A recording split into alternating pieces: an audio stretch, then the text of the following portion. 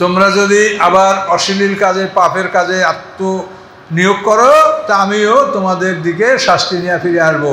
জাআলনা জাহান্নামের কাফিরিনা হাসিরা, আর জাহান্নামকে আমি কাফেরদের জন্য তৈরি করেছি জেলখানা। কাফেরদের জেলখানা হচ্ছে জাহান্নাম। ইন্না হাযাল কোরআন ইয়াহদি লিল্লাতী আহকাম, নিশ্চয়ই এই কোরআন এমন একটা রাস্তা দেখান যেই রাস্তাটা সবচেয়ে সোজা। আপনারা কেউ সোজা রাস্তা পেলে বাঁকা রাস্তায় ঢুকতে চান বলেন?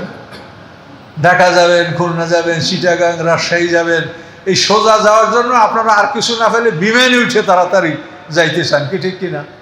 তাহলে সোজা রাস্তা ছাড়া কেউ চান না। তা আল্লাহ বলেন এই কোরআন সবচাইতে সোজা রাস্তা। জান্নাতে যাওয়ার জন্য সবচাইতে সোজা রাস্তা কি?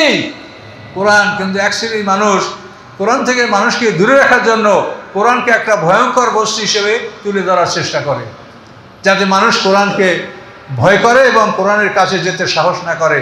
এই মানুষগুলি হলো তাগুতের পক্ষে, মানে তাগুতের কাজ হলো কোরআন থেকে মানুষকে দূরে রাখা, আলো থেকে অন্ধকারে নিয়ে যাওয়া।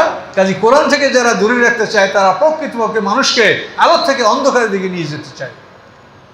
কাজে আল্লাহ বলেন যে এটা সবচাইতে সোজা পথ, আর আপনি যদি বলেন যে এটা জটিল পথ, তাহলে আপনি আল্লাহর সরাসরি বিরোধিতা করলেন কিনা বলেন? আল্লাহ বলছে যে এইটা সবচাইতে সোজা পথ, আর আপনি বলেন ওটা খুব কঠিন পথ। তার সাথে আমাদের হুজুরে যে কেতাব লাগছে এইটা সোজা। কে? তাহলে আপনি কি করলেন বলেন? কথা কোরআনের সাথে মিলিয়ে বলেন, আমিও যেন খামখা না বলি আর আপনারাও যেন খামখা না বলেন। কোরআনের সাথে মিলিয়ে কথা বলেন। আল্লাহ বলছে এটা সবচেয়ে সোজা পথ, আর আপনি বলেন এটা সবচেয়ে কঠিন পথ। তার সাথে আমাকে হুজুররা এই বই লাগছে এইটা খুব সোজা। এটা কথা হলো? এটা তো আল্লাহর সাথে চ্যালেঞ্জ করা হলো, আল্লাহর কথা সম্পূর্ণ বিপরীত কথা বলা হলো।